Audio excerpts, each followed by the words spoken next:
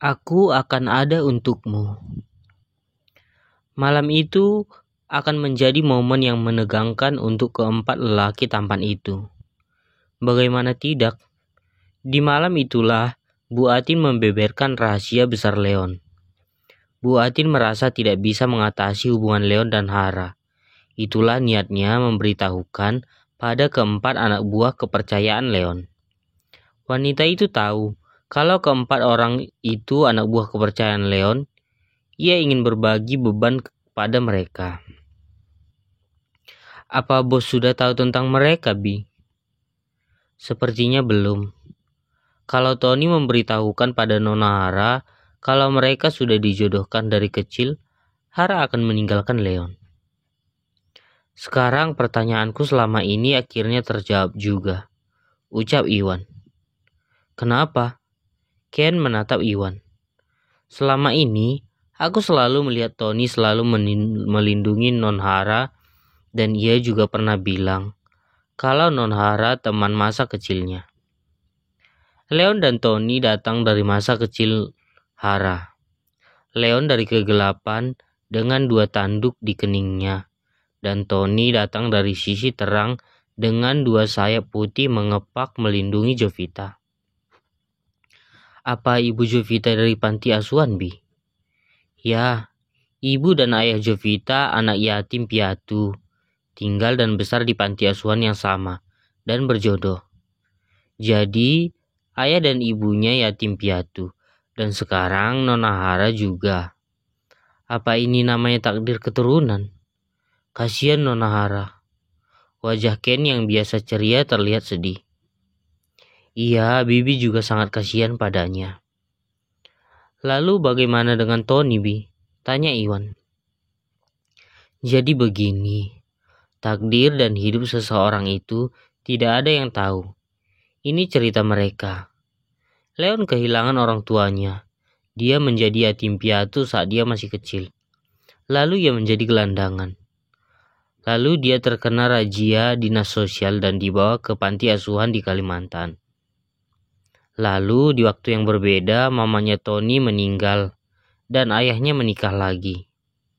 Tony melarikan diri dari rumah karena ibu tirinya jahat dan Tony jadi gelandangan. Dia juga dirazia ditempatkan di panti asuhan yang sama dengan Leon. Lalu Boko yang selalu memberi sumbangan pada panti asuhan bertemu keduanya. Lalu membawa Leon dan Tony jadi anak buahnya. Namun naga keluar dari Bokoy dan Tony ikut juga ke Leon. Tony sangat menyayangi Leon dan juga Leon seperti disayang sama Tony dengan cara berbeda. Mereka berempat duduk dengan wajah serius mendengarkan cerita Biatin. Lalu kenapa ayah Hara mengenal Bokoy? Jidan ikut membuka mulut akhirnya. Ayah dan ibu Jovita dan mama Tony sama-sama mengenal Bokoy karena sering memberi bantuan ke panti asuhan. Bokoy dikenal dengan rasa sosialnya sangat tinggi. Sejak Leon marah pada Jovita dan melihat kemarahan Jidan, Hara memikirkan kembali hidupnya selanjutnya. Leon tidak memberitahukan kalau Peter sudah selamat. Leon enggan memberitahu Hara tentang Peter. Tidak ada yang tahu alasan Leon kenapa tidak memberitahukan tentang Peter. Ia juga belum memberikan tentang liontin yang diberikan Peter. Besok harinya, Hara tidak keluar sedikit pun dari kamar. Ia memilih mengurung diri di kamarnya. Ia meminta asisten rumah tangga membawa makanan ke kamar.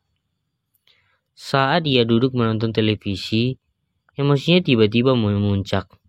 Saat melihat Bokoy melenggang bebas lagi dari jeratan hukum untuk kesekian kalinya.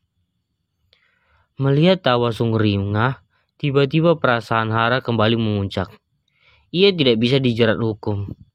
Saat polisi menggerebek markas narkoba milik Bunox beberapa hari lalu, namanya ikut terseret karena Bunox anak buahnya.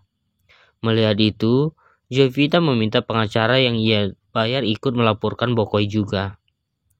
Numpang kasus. Hara menumbangkan kasus biar hukumannya berat dan polisi mau menyelidiki Bokoy. Tetapi nyatanya Semua yang ia lakukan gagal total karena kurang bukti. Kering-kering, ia mengangkat iPad miliknya. Maaf mbak, kita tidak berhasil. Dia terlalu kuat. Polisi tidak ada yang berani menyelidikinya. Ujar lelaki berkepala botak itu melapor pada Hara. Baik Bang Tigor, tidak apa-apa. Tigor lelaki yang mereka bayar dengan Peter untuk membantu membuka kasus Bokoy. Lelaki asal Medan itu terpaksa mereka bayar mahal agar serius membantu menangani kasus orang tuanya. Tetapi mereka seolah-olah tidak berkutik sedikit pun saat melawan Bokoy. Kesal, marah, kecewa sudah pasti dirasakan Hara. Om, kamu di mana? Apa yang harus aku lakukan? Kamu bilang kamu yang akan melakukannya. Tapi lihat pria jahat ini. Dia melenggang bebas, bahkan dia menyebut orang yang melaporkan dirinya goblok. Aku tidak terima, ucap Hara. Ia memegang kepalanya dengan kedua tangannya. Jovita merasa sangat buruk, merasa sendirian lagi. Pikirannya kacau, dan tiba-tiba dia mengatakan hal yang mengerikan. Aku tidak ingin anak ini. Ini akan menghalangi balas dendamku, ucap Hara tiba-tiba memiliki niat buruk. Aku hamil di luar nikah kok. Leon juga marah-marah terus denganku. Lalu Om Peter menghilang, dan Tony jauh di Kalimantan. Aku sendiri, bagaimana? Aku membesarkannya sendirian. Bagaimana aku menghadapi semua ini sendirian? Layaknya wanita hamil yang pikirannya sering berubah-ubah. Hara juga mengalaminya. Beberapa hari yang lalu, ia berjanji akan menjaga bayinya walau sendirian. Tetapi kali ini pikirannya kembali bimbang. Di kamar lain, Leon juga melihat Bokoy bebas. Ia juga sangat marah dan kecewa. Ia menelpon polisi intel temannya. Bagaimana? Kok dia bebas? Aduh, maaf Pak Wardana. Saya juga marah ini. Kerja keras saya dan Bapak sia-sia. Tetapi yang memutuskan hakim dan jaksa terhormat. Entah berapa banyak mereka disogok. Leon menutup teleponnya. Tetapi wajahnya seketika berubah saat Bokoy menyebut orang yang melaporkannya hari itu. Pengacara almarhum Iwan keluarga Hara. Astaga Hara, jangan sampai dia melihat berita ini. Dia bisa stres lagi melihat ini. Leon berlari ke kamar Hara. Tok-tok. Hara, buka pintunya. Ini aku. Ada apa? Leon masuk. Apa yang ditakutkan terjadi? Hara menonton televisi dan wajahnya tampak kacau. Hara, matikan saja televisinya. Jangan lihat, ucap Leon memelas. Lelaki jahat itu masih saja menyebutku goblok. Apa kamu dengar itu? Ucap Hara. Ia mengusap air matanya dengan kasar. Melihat Hara seperti itu, Leon merasa dadanya sakit. Aku akan membalasnya. Tetapi apapun yang kami lakukan semua gagal. Dia terlalu kuat. Aku putus asa, ucap Hara dengan tangisan. Marilah kita akan melawannya. Tangan Leon kembali menariknya, membawanya ke dadanya. Tolong bantu aku Pak Leon. Aku putus asa. Aku tidak tahu harus melakukan apa lagi untuk melawannya, ucap Hara menangis di dada Leon. Percayalah, kita akan menghancurkan dia. Kita akan buat dia membayar semua perbuatannya ke kita, ujar memeluk tubuh Hara.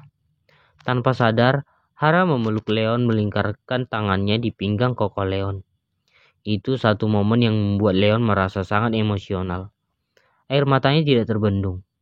Leon merasa ada dua orang yang memeluknya saat ini. Ada dalam rahim Hara dan wanita yang ia cintai. Bertahanlah sayang, ayah akan berjuang. Leon membatin, tangannya ingin mengusap perut Hara. Namun ia menahan diri. Ia hanya memeluk tubuh bumil cantik itu dengan erat. Rasa amarah dan cemburu Leon malam itu seketika hilang saat itu. Ia berjanji pada Hara akan membalas Bokoy. Mampukah Leon memasukkan penjahat kejam Bokoy ke penjara?